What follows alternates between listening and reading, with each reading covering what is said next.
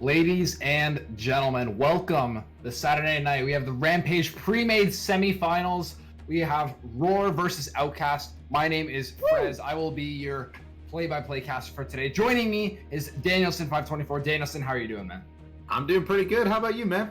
I'm really excited for this series. We got the Rampage semifinals. We got 4 teams left in this entire season, or the splits rather. And as we mentioned before, yeah, exactly. We got Rawr versus Outkast, and the winner of these is good. The winner of this match is going to be playing against either Team Oasis or Royal Class Blue. And we already have the pro draft being started up already. It seems like Rawr banning away Set, Misfortune, and Nazir, and Outkast are going to be banning Caitlyn, Alawi, and Urgot. Oh yeah, definitely. I really do like some of these bans. I noticed on both of these teams, this is about a gold level game right here, and we do have some pretty big one tricks on both these sides. I gotta say, those bans from Rawr with Misfortune definitely going to be targeted right there at the Trucksman right there on the 80 carry position. Same with the Urgot and Alawi, targeted at Feathers and Fur, who I believe is actually subbed out right now today. Oh no, it's actually going to be Baby Rope Bunny that is going to be subbed out today. For game 1 at least, on the team Rawr. Either way, we do have some pretty interesting picks right here. Coming out first, of course, we see the Ornn, and then we see the Shyvana and the Ashe. Some of my favorite champions in this game. Yeah, absolutely. And Shyvana is in an interesting little place right now. We're starting to see this new meta build in the top lane where you rush Bramblefest and start going this really weird off-tank Shyvana build in the top lane. And it's actually being really good. And higher elo as well as lower elo as well. That being said, we are in Rampage semifinals, which means that we are seeing a lot of silver and mostly gold players. That being said, though, the Orin, as you mentioned, was being picked up for Rawr. Really no shocker there whatsoever. Rawr is basically pick or ban in competitive play, and the Thresh going to be picked up as well. I would like to see a little bit more of an aggressive ADC here to try to maybe take advantage of that Ashe in the early game. They have the setup with the Thresh here. Perhaps if they want to go for an aggressive jungler or an aggressive ADC here. There you go, the Tristana having that engagement, that follow-up to the Thresh as well. It's going to be interesting to see how Outkast responds. Definitely. I would like to take a second more to talk a little bit more about the Shyvana. Now, I know in most of your ranked games, you're probably seeing the Shyvana thinking, all right, probably going to be a AP Shyvana jungle. That's literally the only reason I see that champion. You know, she has ridiculous amount of damage with her E, with her flame breath. But we do have that Shyvana top we will be talking about there. Like you said, there are a lot of really good tank builds. You know, Shyvana top really has been played since, like, I don't know, what, season 4? It has been a while. Yeah, it has been like an extremely long while with that champion. But Shyvana, probably one of my favorite champions in the game. I'm really interested to see what kind of a skin this guy goes for that champion, because that will really tell you the quality of player that is. You know, you got Bone Claw, you got Championship. That's going to be S tier skin right there. And below that, you have everything else, you know? So I think from loading in, we're definitely going to see the caliber of player that we're going to see from Balls here on the side of OK in this top lane. Either way, we saw Tara locked in. We're in our second ban phase right here. So the Vladimir, the Vi, and the Amumu banned out right now, trying to get rid of those junglers on both sides. Actually, I'm not entirely sure if Rawr knows that the Shyvana is going to be going in the top lane. So we're going to probably see if they decide to go for any kind of top or jungle bans, or if they will be anticipating this in the top lane. Either way, we will be finding out here in about 10 seconds. Yes, and it seems like both of these teams so far are going for really kind of secured picks that aren't exactly flexible into multiple different lanes. We know where the Orin's going most likely. I mean, we have seen it mid lane.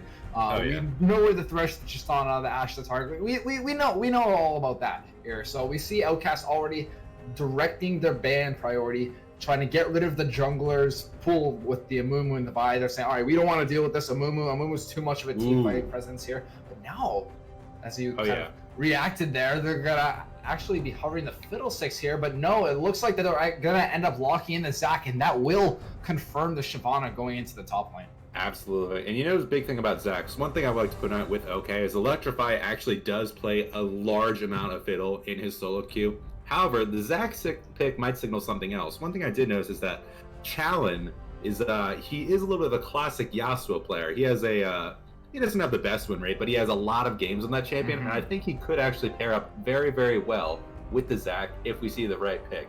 And against someone like a Zilean, I do think the Yasuo might be an option here. However, I do like the Zilean Trundle combo, potentially a little bit more than the Yasuo, because of how much more adjacency you get with Trundle, with the pick like Zilean to stun the targets, to speed you up, and give you that valuable move speed. Oh, but it might be the Cassiopeia here. Yeah, I completely agree with you, and we're taking a look at as you called it. There it is, the Yasuo going to be locked in for Outkast here. But something I kind of wanted to address here is that Rawr ended up having a 2-0 sweep against Titan Esports in the previous round of the playoffs here. And looking at their draft, it seems very similar. They have the Zilean, they have the Orin, they have a lot of these kind of staple picks in their team composition here that were allowing them to be able to sweep that team. And it seems like they're really comfortable on that, and they want to just bring it into this series. And if you look at Outkast, you got to be wondering, do they think that they can try to beat that kind of play style? Because they knew they had the information available to them on what Rawr played in the previous week. So maybe they either kind of planned around making a good team composition to go into that, or maybe they just went over their head. Yeah. Well, you know, it is game 1 of a 5-game series, so they are probably just going to be giving over their team some of their comfort picks. You know, see how we play in this. You know, Rawr, like you said, they got the exact same comp as they played earlier. But okay, you know, we do have a lot of people playing these champions that they are extremely comfortable with. You know, Shyvana top, we almost saw the Fiddle jungle. We have the Yasuo mid. Truck's main, the AD carry for Oplay play is primarily Misfortune and Ashe. Misfortune, of course, being banned away. Meanwhile, BB, their support, plays mostly engaged supports like Leona and Braum. Tarek, obviously, feeling very comfortable into that. I think OK got exactly what they wanted out of this draft. Whether or not they're going to be good enough at their champions and have enough synergy as a team to play against a team like Rawr, and what honestly looks like a little bit superior of a team draft to come away with this game and beat them on what they've already been shown to do as a proven team, is definitely going to speak volumes to how this series will generally go.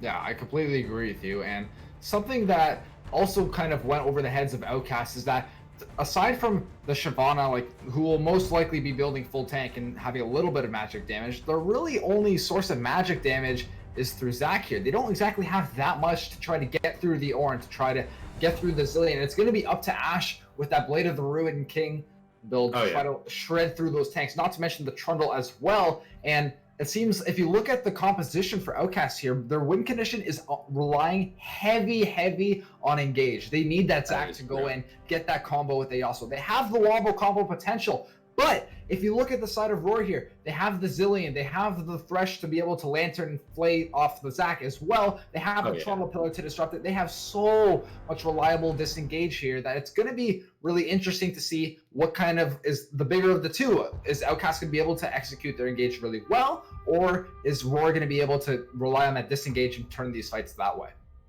I completely agree with you. Rawr definitely does have a lot of tools to work with here in this game. They have a lot of engage, they have a lot of disengage right here to deal with those potential Zac Yasuo combos like that. However, I will say one thing that they are lacking a little bit is sources of damage. Of course, getting a Zilean onto like maybe a full AD Trundle, getting him all that move speed would provide a very stable second source of damage. But other than that, they're going to be very reliant on their Tristana right here. I understand Zilean bombs do a lot of damage, but you really have to wait till at least 25 minutes to get any sort of thing. So in those mid-game team fights where OK definitely does have a lot better of skirmish potential, I do think that they do have the potential to run away with this game if they can get those crucial early fights, get those early Drakes, start snowballing their lead with those Rift Heralds. And like you talked about earlier, how they're not going to have too many sources of magic damage.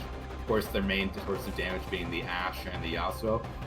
Champions like Shyvana and Zac still can put out tremendous amounts of magic damage, like even if they're not building AP or something. I know that Zac, he builds the Cinderhole, of course, he goes for that, gets a lot of magic damage out of there. He has a lot of CC to lock down the targets and get all those bomby Cinder stacks. And Shyvana, we all see what a really good Shyvana you can do. So honestly, I would not be too worried about the lack of sources of magic damage on this team here from OK. Either way, we are looking at a very exciting series. How do you really see this one playing out, man? Oh, see, the thing is, usually I'm supposed to ask you that question. You're the broadcaster here, but you are my input now. Bait and switch. Exactly. So, I mean, as I mentioned before, Outkast here, their win condition is really trying to get that snowball-y Shyvana going. They need to try to get that wombo combo potential with the Zac and the Yasuo. They have a lot of sources of damage here. They have a lot of potential snowball carries, but if you look at Rawr here, they also have that reliable disengage in that, as you mentioned, they have that one heavy damage source, which is that Tristana. So looking at the draft right now, I'm honestly kind of torn. Normally, I actually like to make a decision here, but I'm kind of split down the middle. I think that the outcome of this game is going to be dependent on two things. One, I think that it's going to be up to Ruktor here to see how hard they can carry on this Tristana. Like how well is Rawr going to be able to make sure that Tristana actually gets off the maximum amount of damage in every single fight that they are being involved in. And I think for Outkast, they have to try to look for these picks onto that Tristana. Zac has to focus Tristana, and Yasuo has to be ready to use his ult to get into those fights, as well as, not to mention BB here, having that ultimate to make his entire team vulnerable is going to be really important as well. So it's honestly going to be it's going to be up to whichever team is able to execute their win condition better. I completely agree. Not to mention how much value we're going to get out of that Zilean ultimate against an engaged kind of comp like this. You know, it turns out they get a really good pick onto someone. That pick just falls right through your fingers, like sitting on the beach. Either way, you got any final notes before we go to a break here? I mean, I'm really looking forward to this game. I think that both of these teams have really interesting team compositions here. But yeah, as he mentioned, we're going to go to a quick break here really quick, and we will be right back as we wait for the spectator delay to go down. Don't go anywhere.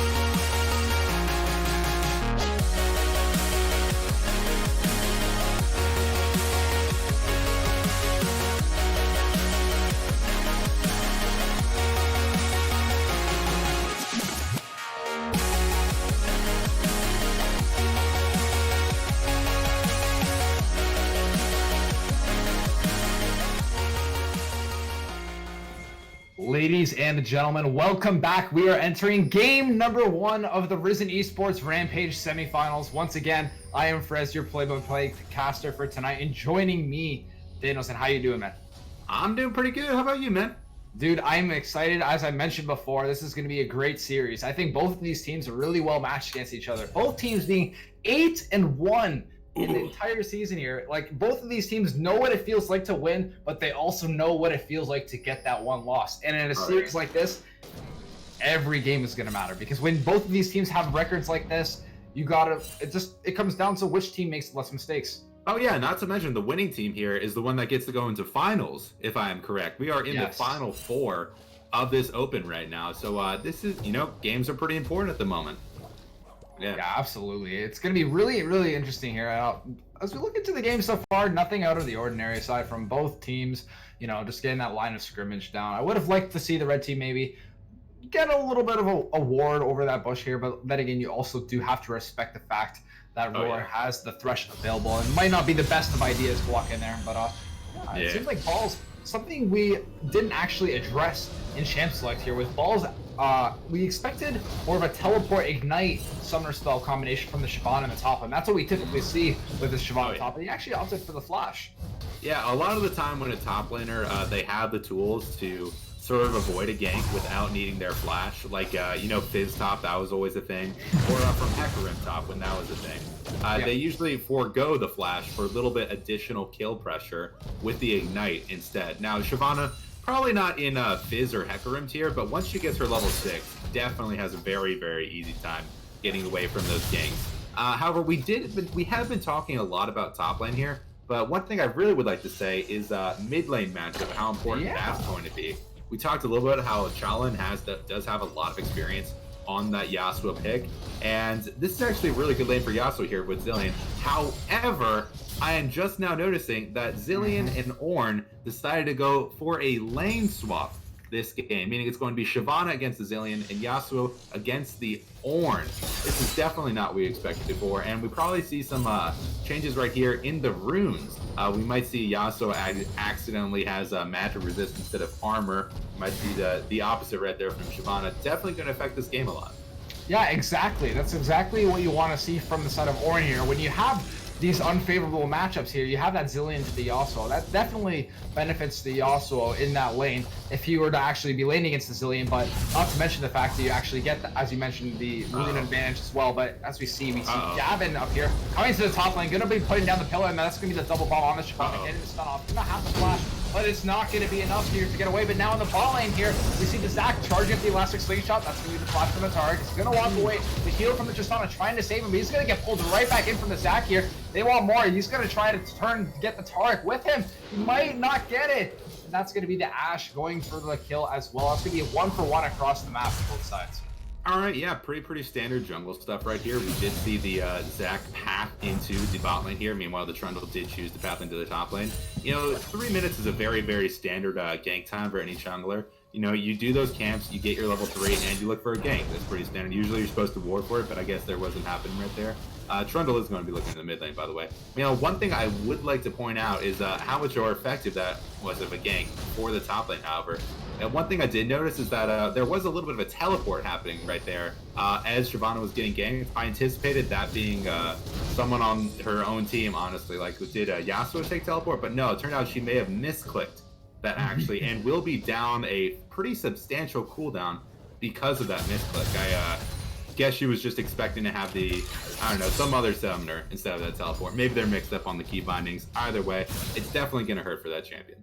Oh yeah, absolutely. Yeah, at this point, we mentioned in Champ Select how important it was going to be for this Shyvana to try to get that snowbally lead here, and that's not exactly the start that you want. You got both your summoner spells down, you got that XP disadvantage for you, and it's going to be interesting to see what Balls can do to try to recover from that.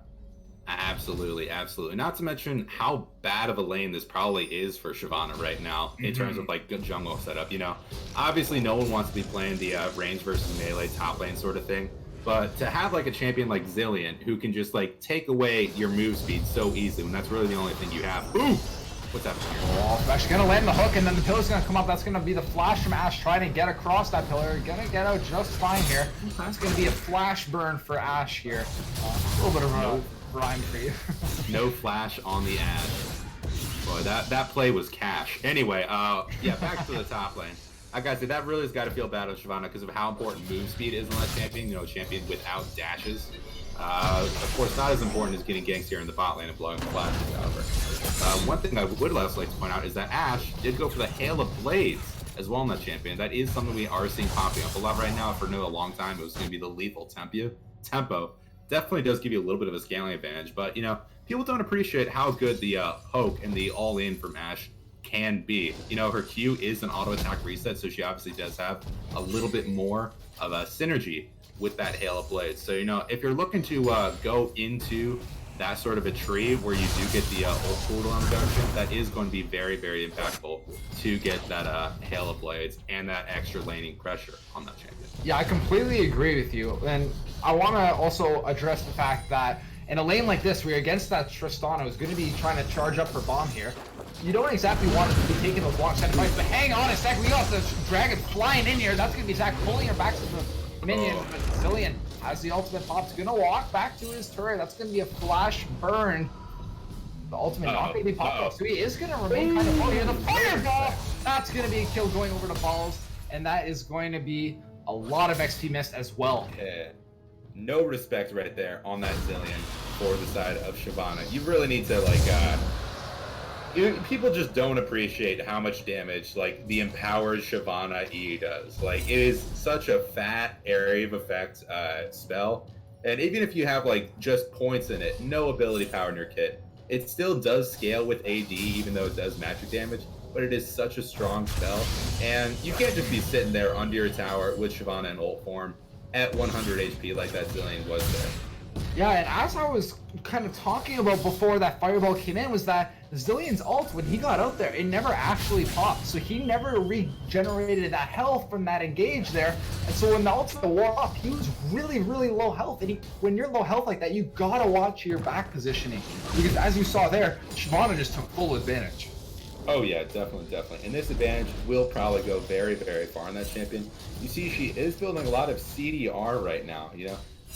A lot of the time you do want more of sort of an attack speed focused build, you know, with Shyvana. You know, she does get a lot of on-hit damage from her E, from her W. So I'm really interested to see what she's going to go for like this. I know I was talking about in the pregame lobby how a really good Shyvana build that's starting to become meta, at least. I was on the Shyvana main subreddit the other day, is Death's Dance into Spirit Visage that gives you a lot of damage and a lot of healing. Ooh, fire. That's going to be the smite coming in. Toronto going to secure that blue buff, but Zach might have been able to bite off a little bit more than he can shoot here. Now we see a 3v3 happening up with the junglers, the mid laners, and the top laners, but it's going to be a gentleman's agreement here, and the red team is going to end up retreating back towards that scuttle crab to try to secure that, to get that vision around the Rift Herald.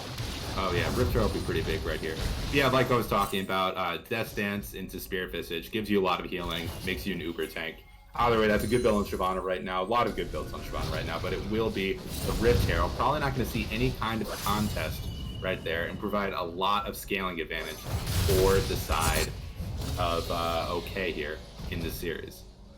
Yes, absolutely, and we are going to see Outkast take that early Rift Herald, and that's only going to be 8.5 minutes into the game, meaning that we are going to see another one very soon. I am mistaken. I could be. I forget what all these timers are now. They changed them so much this season. It's like 5 anyways, minutes or something. It's like 5 minutes. Okay, I thought so. Yeah, we're definitely going to see a second Herald then, but yeah, we're starting to see a little bit of a slower game. Now we saw a lot of engagements early on, but it seems like both these teams here resetting. They're trying to like farm up the. But Outkast here looks like he's being very aggressive with his position. He keeps walking up, walking back. He has the Moby, so he's moving very fast in lane. Gonna try to maybe look for that hook on the Ash, but you gotta be able to burst her down, because if you don't, that Tark is gonna have the Cosmic Radiance to keep her alive and turn that fight.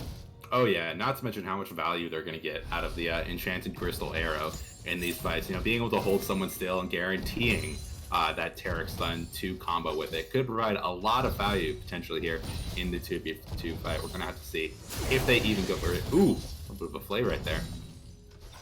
Oh, look at the flays, look at the moves, Faker. Oh yeah, oh yeah. Something to keep in mind here, we got the Zach charging up the elastic slingshot over the wall. That's gonna be the hook onto the Ash, but they might get baited by that. But no, as we talked before, the play is gonna be able to disengage there, but they want more here. That's gonna be the chance. Janet Crystal Arrow going on to the start. Now they're trying to turn it. Cosmic Radiance gonna be popped, as well as the teleport being channeled from the Rawr. He's gonna try to join this fight. But look, now we see Shyvana teleporting as well. No casualties yet. We don't know exactly what's happening. I don't think they do either. And that Thresh is gonna end up missing the hook, and it looks like Yasuo's looking for a late roam, but you gotta watch the fireball damage. Doesn't quite reach the Thresh, and that's gonna be no one falling for each side. Oh yeah, oh yeah. I guess both of these teams are like, they do have a little bit of a scaling comp on both sides. You know, they definitely have a much stronger mid game on the side of Outkast. So I guess they're just like saying, all right, we don't really feel too much pressure to accelerate this game too badly right now. They will be trying to accelerate some here in the mid lane with that Rift Herald drop. However, it's going to be just out of range of that tower. Really unfortunate stuff. You need to get it just barely inside the range of the tower if you want to guarantee it. See, it walked up a little bit and got it. This will be 160 gold for each of them. Gonna get that gold here, and looks like that's all gonna be it. But that's really all that you can ask for from the first Rift Herald in the game. You can't exactly do too much with it other than try to get that turret plate. They end up getting the charge in there. 2 plates. They might have been able to get a third if you also had a little bit of chip damage on that turret earlier in the game. But as you mentioned, that lane swap from Rawr really negated that, as it really put Ornn in that advantage in the lane. I completely agree, and honestly, I would have liked to see something from Outkast here, where they maybe try to like counter the lane swap with a lane swap of their own, just because of how much better that lane would have been for Yasuo and Shyvana if they were able to change that around. You know, Yasuo into Zilean, that is a very bad lane for Zilean. You never want to be in there without like a tremendous amount of pressure from your jungler. And speaking of jungler pressure, we will be looking for a fight around here potentially at Dragon. Yes, we see that Rawr already has the Mountain Drake. Zach gonna try to go on, but that's gonna be the buckshot. Oh, and he flashes in, he swipes it, he steals the drink, and now that we're gonna have a fight, ladies and gentlemen. That's gonna be Enchanted Crystal going on the Trundle, trying to stall it out. They end up taking down the Thresh, they end up taking down the Trundle, and oh my goodness, ladies and gentlemen, Outkast with the Dragon Steel. Oh yeah, I did not anticipate that Zach steal right there. Really, really good smite by that guy right there. He is up a little CS. I'm not entirely sure if he has the level lead right there on the Trundle, but yeah, he didn't. I don't think he even comboed that smite with anything. That was just a straight up walk up. You know, I smited better than you. Good on me, I guess. You know. Either way, they did get a lot of kills right there on the back end as well. So things are going to be even rougher right now if you are Rawr, because of how much longer it's going to take your comp to scale in this game. Right, and we talked about how Rawr has so many tools to get rid of that Zac whenever he tries to go in. We saw the play from Lutz is very well timed. We also saw the buckshot from the Tristana to get him out of the pit as well, but he still had the flash available and was able to outsmite the Trundle Chomp Smite. So you gotta wonder, like, at this point, Gavin there, Gavin Dance, he's gotta do a better job at securing those objectives, as although it's only an Ocean Drake right now, later on it could be a Baron. Oh yeah. It definitely it is a little bit of a confidence shaker in your team when you see your jungler get smited away. I know that's generally why I tend to stay away from jungle, you know. So to help my team's mental. Ooh, a little bit of something happening here in the top lane.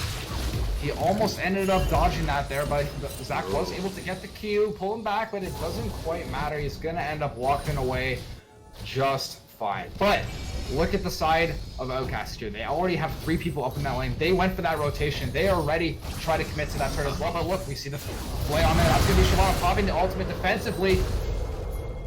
Also ignited, so he's going to be really, really low HP here. And that might be enough to bully her out because she doesn't have Dragon Form available. Might be able to finish off that turret. Absolutely. We are seeing a lot of damage right there on that Trundle. Ooh, who won that right there?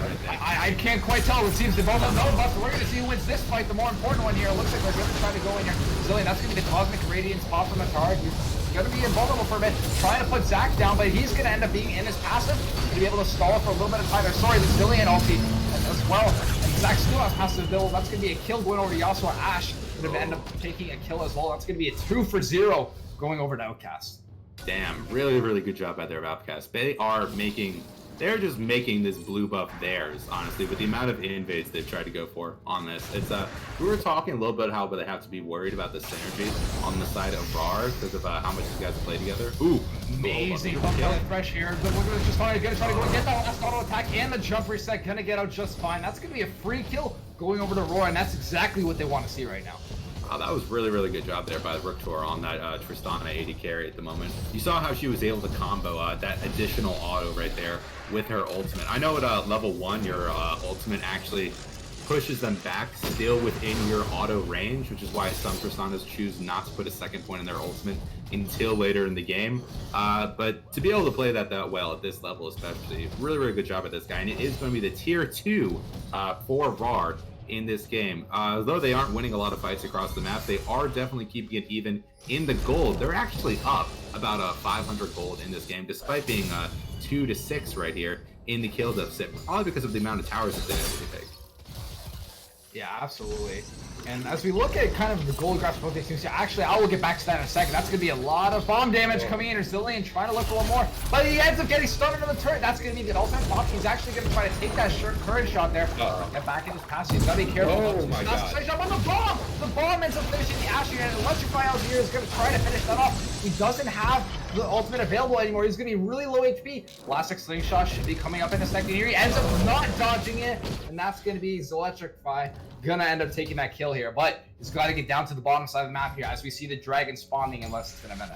Oh yeah, Ash ends up walking back in to that Zillion bomb despite him being dead and having it on the map. Really, just unfortunate, honestly. That's just feels bad right there. Fortunately, Zach is able to pick up that kill, making it a 1-for-1. Zillion can't do well. Ooh, Tristana's going. Oh, we see the ultimate coming in from the Shyvana here. They're going to try to take down the Thresh. The Thresh is going to walk away just fine. And now we see Rawr here trying to turn the fight. That's going to be a lot of damage onto the turret. Get him back out. But now we see the wall combo coming in.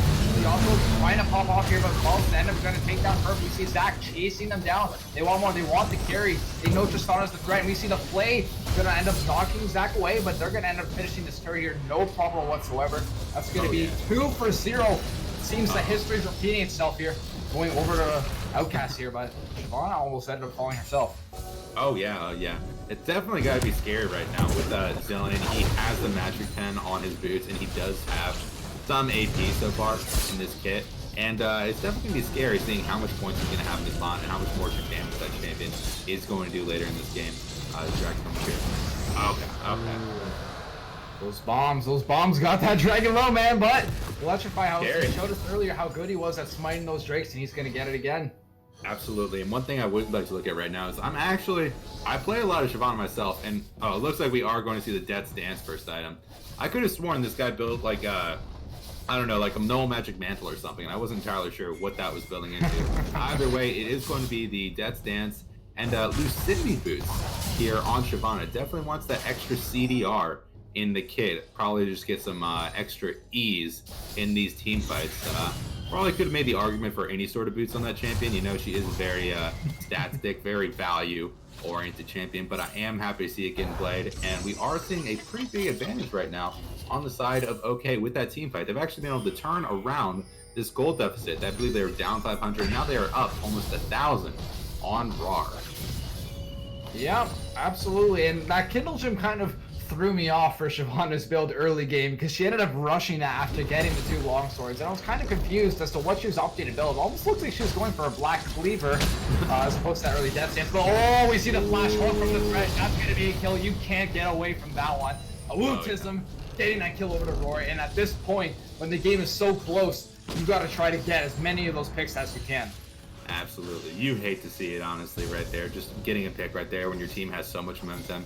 You're going to have to wait for that Taric respawn timer, and Rawr is just really going to have their way with this team for the remainder of that cooldown. Meanwhile, in the top lane, we do see something happening right here. Yasuo should have the advantage right here in this fight. He does have his PD. He does have his Merc Treads right there, and he gave a little bit of that Ornn damage. It does have the level advantage as well. However, Ornn, very, very strong champion right now. Does have a little bit of armor in his kit, so honestly, depending on the skill, it's like to go either way. Ooh. Thresh Dash, you can't play both of them, only one of them, and they're going to try to end up taking this fight for their own here. Ultraviol's going to go in, but the Enchanted Crystal Arrow going to stun the Trundle, not going to be able to get out, but he does actually. Tristana going to shut down the Shyvana, and we see it finally. The Cosmic Radiance coming in, Thresh hulking the Ash, but it doesn't matter when they're invulnerable. They're going to try to take down the Thresh here. They do. That's going to be a kill going over to Truck's main. He also dashing through minions. He has the Taric stun on him, and he's going to get the knockup as well as the ultimate onto Tristana being forced to get out of that. And then now we see the Orm being low health, but the Zillion ulti is available, but he might have ulted the wrong target. That's going to be Tristana falling. And now we see Yasuo trying to get out of this. He's in a 1v3 situation. You've got to fight, man. You can't run. He's going to try to fight. Gets the Trundle. That's going to be a double kill. Going over for it. He might want more, but he doesn't. He ends up going back, and that's going to be 3 for 1, I think, in favor of Outkast here.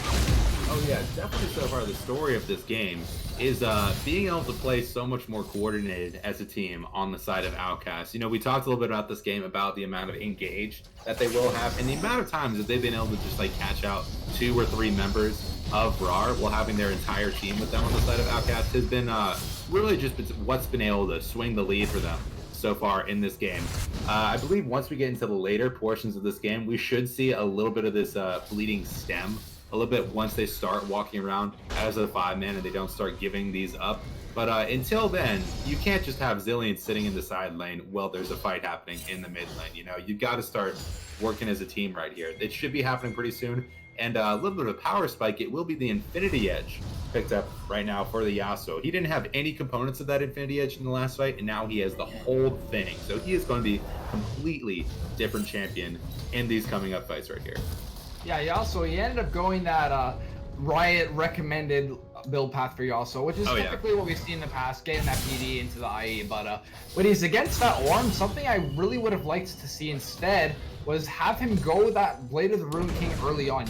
Although it doesn't give you that crit synergy that you really want here, but we see the Ashe and Jennifer are going to be coming in. They're going to try to finish off Thresh. Woot is trying to put up as much of a fight as he can, but it's not enough. Challenge going to end up taking that kill. That is a fed Yasuo. Oh yeah, definitely. One thing that I also would like to point out on a build is how much he's optimizing more for safety in this build. I know it's been a little bit of contention. More people nowadays are going for the PD in the build. It does give you that pretty substantial shield, which can be very, very useful in fights. In addition to the Merc treads, he is going to be much more difficult to catch out, and it's going to be taking definitely a little bit less magic damage in these fights. But you're actually losing out on about 45% attack speed by going for that instead of the Berserker Creeps and the static shiv on that champion. I believe it gives 10% more there, and you get 35% on the Berserker Creeps. So although he won't be doing much more damage, he should be much more useful as a champion. We see Elastic Slingshot coming in, not gonna get anyone, but it doesn't matter when you have the Zac queuing both of them together. That's gonna be the knockup for the Yasuo as well. Cosmic Radiance pop. The challenge is dominating. He's going all over these guys. Trundle trying to get away. He's doing whatever he can, but it's not enough. That's gonna be even a kill going over to the support here, and they're paying on the dragon. They're just gonna walk over and start that. Actually, just kidding. They don't want the dragon. They want something more. They're gonna walk over to the Baron. Okay. Yeah, they do not have the longest death timers here on the side of Rawr, so it's very, very important for them to choose what they want to do with very much fewer members of the enemy team alive. And with the Baron down, it looks like, and the jungler down, it looks like there's going to be a relatively free Baron on the side of OK. Whether or not they choose to do the dragon after this Baron, or if Thresh is just going to solo it by himself over there. Ooh! Free kill going over to Truck's main. But I really want to see her have Tristana try to melt that dragon before they get over there. Look, they're well aware of what's going on. Outkast, they're just going to run straight down to that dragon, knowing that it could be potentially being snuck right now, although they don't have vision. Tristana trying to get as low. She's got to try to kite to the bottom of the pit so that she can W out if need be, but that's going to be, she's going to get it. It doesn't matter because Zac didn't have Smite available, and that's just going to be a Cloud Drake going over to Rawr. Oh yeah, really, really good play by the Tristana, able to just sneak that dragon away. Granted, Zac did not have Smite, but you know, she was fighting against the Death Stance Shyvana and the Zac, both of which aren't very high damage champions, but they do have a lot of base damage in their kit. Honestly, I feel like the play right there for OK would have been to send one guy to the dragon, probably the Yasuo or maybe the Shyvana, and have them solo that, and leaving 4 members up there for the Baron. That probably would have been able to secure both objectives much more easily that way, putting them at sole point over to the side of OK. However, gaining the Baron by itself is pretty fine too. Plus, you know, one Cloud Dragon isn't going to do much. It's only the second dragon of the game. The next one is going to be much more important. This is a game where, although maybe the actual soul itself isn't going to be too much of a big deal, although don't get me wrong, it's very, very good on champions like Zac and Shyvana that are trying to ult and run your opponent down. Oh, yeah. Having these 10% ults that are stacking on you over and over with the Taric, the Ashe, the Yasuo, the Zilean, the Ornn. When we see all these incredible game-changing ultimate abilities here, these Cloud Drakes are going to be very, very important for both of these teams to get for themselves as well as deny their opponents here. Now, we see Outkast here. They're going to end up trying to siege here and get this tier 1 to have the Baron available. Oh yeah, I would like to see a little bit of an engage right here. However, fighting under tower probably isn't the smartest idea. With they do have a good lead here, but it's probably not enough to just absolutely dominate these guys right here, especially when you have a lot of tanks and people who can just extend a fight for a long time under that tower with the Zilean ultimate and the Thresh Blaze and such. I don't think they need... Sorry, go ahead. What were you saying? No, what were you saying? I would say I don't think they need to try to force them down mid here. They seem to be doing a very good job at just getting what they want here, but I think he also would do very well in a side lane if he were to get that bot lane priority. But look at this, the chain up Crystal. Zac engaging against all the Cosmic Rays to try to keep them alive. But what's going on here? We see that Tristana gonna end up falling with his Zilean ult here. That's gonna be Yasuo pop out before he is here. He has the extra armor pen. He's going off. Falls going as well. It seems like that Rawr can't do anything here. They're trying to hold on as much as they can, but Tristana actually going to take down the Shyvana. It's up to Rook here. We mentioned how it's going to be in the hands of Rook here to try to turn this game around, and it's exactly what we're seeing right now. She's on this final stand, trying to wait for it, trying to defend the space. We see 10 seconds on the Thresh, but 20 plus on everyone else on our team. She has to try to do something. She's going to go back, try to heal up here, but there's only one turret left. She's got to act now. She can't wait for the Thresh. She has to go off. She ends up using that defensively, but now the Thresh is here. Zac gonna go in, but he has the passive available. He's just trying to stall so that the Ashe can try to finish off the game here. She's hitting the Nexus. They're getting stunned. They're focusing the wrong target. The Ashe is ending. The Ashe is ending. You've got to act now. She's got the ball on her. They're trying to finish the Nexus. She uses the Q. She's getting as many hits off as she can, but no, BB is domination. He got to it. It's 1 HP. The Nexus is 1 HP. They somehow hold on. I can't believe what we're seeing. I believe they got that Nexus down to like literally like maybe 1 or 2 more autos on the side of Ashe. Literally just a ridiculously low amount of HP. And yeah, it's going to be enough to keep Rawr right in the game right here. Really, really not something you see every day right there. And the question right now is whether or not OK just decide to, you know, run it back, go 5-man mid and say, hey, we only need to get like 3 autos on that Nexus. So if we just all run at it, we should be able to get it. You know, that's my solo queue strategy. Whether or not they try to go for something fancier here, a little bit of a matter of preference, you know? Oh yeah, clip it and ship it. That's gonna end up on Risen's social media. I can already see it right there, that 1 HP Nexus fight. Now, what I really want to see here is what can Rawr do to try to turn this game in? Because at this point, that game was in the hands of Outkast here. They were trying to do whatever they could to just end the game. If for some reason Rawr can turn this around, this could possibly be the biggest comeback we have seen in Risen all season. I completely agree with you. However, looking at these team comps right now, it is going to be very, very difficult. We did talk about how once it gets to like the hyper late game, we are going to see a little bit of a scaling advantage on the side of Rawr. That's mainly because they're going to have much more tools to deal with the enemy team. Not if they get picked off. Gotta be careful with that face check there. That's gonna be the Zilean ult on the Thresh. I actually would have just liked to see him die there and just take one for the team here. He's probably not gonna get out. Now see Call the Forge Dogs going in. That's gonna be on the Ashe. They're focusing the right target. Ashe is low, but Shyvana is doing a lot of damage. Finally getting that Thresh here. Rawr actually might be able to turn this around if they can kill the Yasuo here, but he's going on to Tristana. He wants it. That's why you gotta save that Zilean ulti, and he's gonna end up going off here. We see Shyvana shutting him down. Trundle trying to run around as well. This is it. There's no coming back from this one. Rawr is 100% out of this game, and that's going to be game 1 going over to Outkast. Really, really good game there by both teams, but Outkast definitely showing exactly what they can do on these signature picks right here. They gave over the Shyvana, they gave over the Yasuo, they gave over the Ashe, and they gave over the engaged support on the side of Rawr. So when you get all those picks on the side of OK, you really don't have much to be worried about in terms of team comps on the side of Rawr. You know, like we said, they also got a very comfortable team comp. However, they were able to get those easy leads in the lanes, despite like one or two random deaths, and they were able to turn it into a lot of value for themselves in the mid game. You saw how much control they had over those Rift Heralds and how much they were able to get those mid to late game sort of dragons for their own team. Really, really impressive stuff. Yeah, and honestly, you got to give it to Zelectric there because he ended up taking that early dragon away from Rawr, and you could just tell from that moment on for the rest of the game, it was just a huge tempo swing. Maybe not as far as getting that percent health regeneration out of combat. Maybe that wasn't enough to give them that win, but you could just tell that things slowly started to fall apart. They ended up getting picked left and right. They started to lose team fights, and that wasn't exactly the same team after that point. It was more of a mental boom, Yeah, rather than like actual gold and stat boom, you know, like we see on here. Either way, it was a very, very impressive game one here of a potential 5-game series. But if Outkast play like this for the rest of the series and they get these same picks, I don't even think we're going to be going to Game 5 in this series. Honestly, this was a pretty good win for them.